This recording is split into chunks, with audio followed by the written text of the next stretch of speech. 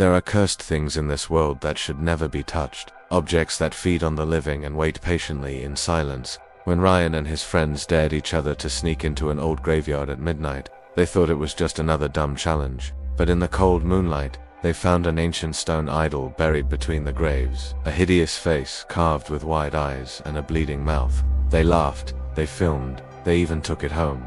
But the next night, the idol's eyes were wet. The following night, it whispered Ryan's name, and by the third night, it started moving. What they unleashed in that graveyard would follow them forever. Ryan Miller had always been the daring one among his group of friends, the one who loved turning dares into nightmares.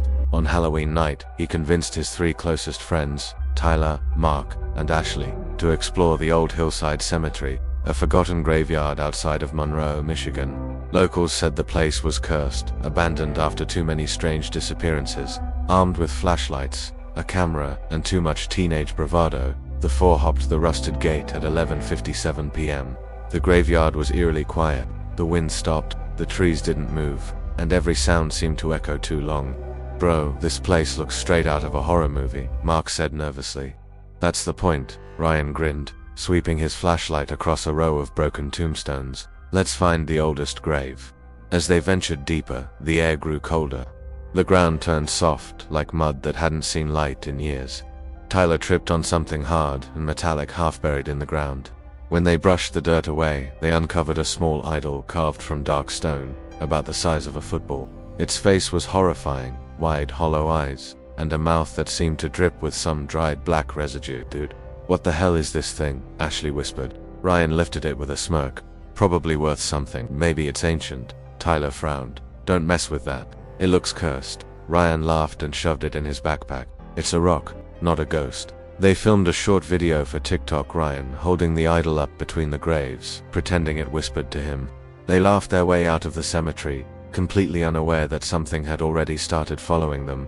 That night, Ryan couldn't sleep. The idol sat on his desk under the moonlight, its carved eyes seeming to stare right at him.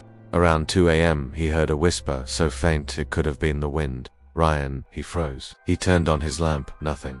His room was empty. The idol hadn't moved. Or so he thought. The next morning, he found black stains on his pillow, like dried blood.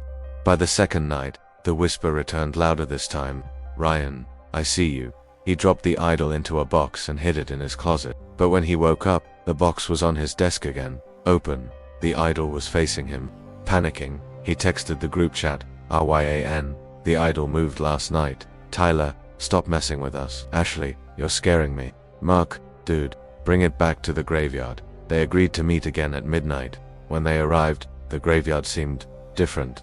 The air was heavy, the fog unnaturally thick. Ryan dropped the idol on the same spot they found it, and muttered, "We're done with this." But the ground began to shake. A low growl echoed through the cemetery.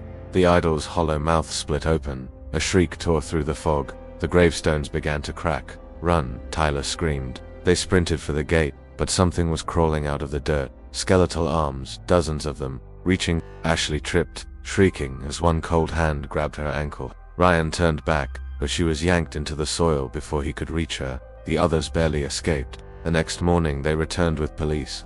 There was no sign of Ashley, not even her footprints, just the idol, sitting neatly on top of her backpack. Ryan tried to tell the cops everything, but they didn't believe him. That night, Tyler and Mark both stopped answering their phones. Ryan drove to their houses. Both doors were open, lights flickering. In each living room sat a small stone idol, identical to the one from the graveyard. And from the hallway, a whisper, "Ryan." He ran.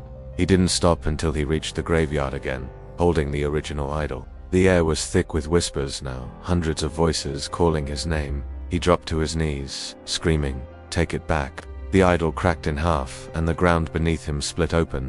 When the sun rose, all that remained was Ryan's car parked outside the gate. The police found no sign of him, but that night, a new idol appeared on his family's porch, its eyes wet, and its mouth smiling.